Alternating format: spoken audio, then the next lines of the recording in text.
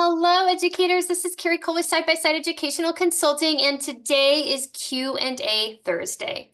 Today is actually part 2 in a series we are doing to address a common question that we receive in our Science of Reading trainings for foundational reading skills. That question is, how can we proactively teach and remediate letter reversals such as B and D? So in part 1, last week, we explored the brain science behind reversals, focusing on how the reading brain must essentially rewire the symmetry mechanism that enables us to recognize objects and faces regardless of their orientation.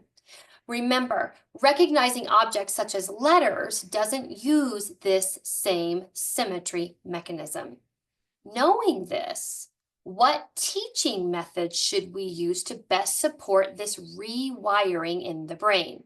To fully grasp the strategies that I'm going to cover in the next few weeks, we must not only understand the neuroscience behind reading, but also the principles of multi-sensory teaching, which is our focus for today. An effective approach to teaching foundational reading skills integrates a multi-sensory methodology engaging 3 key modalities: visual, auditory, and tactile kinesthetic.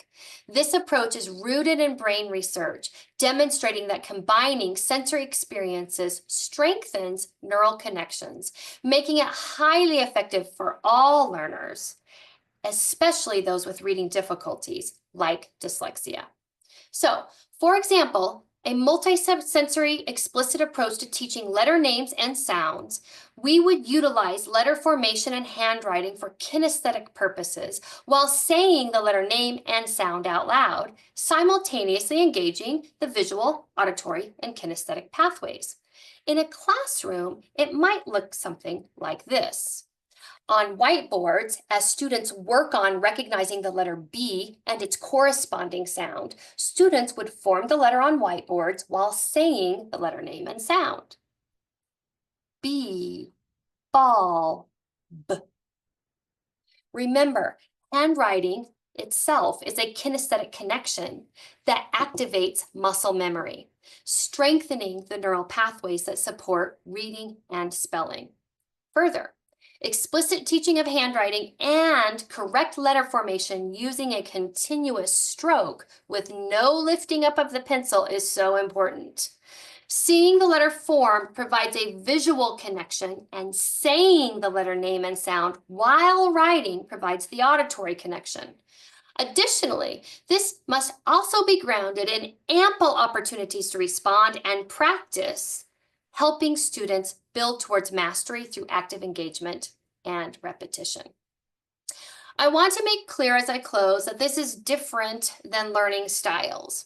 The learning styles theory suggests that individuals learn best through a preferred single modality such as visual, auditory, or kinesthetic. While this is still very prevalent in educational circles, this research was actually long ago debunked. In contrast, findings show that all learners benefit when multiple senses are engaged simultaneously, rather than tailoring instruction to an assumed learning style.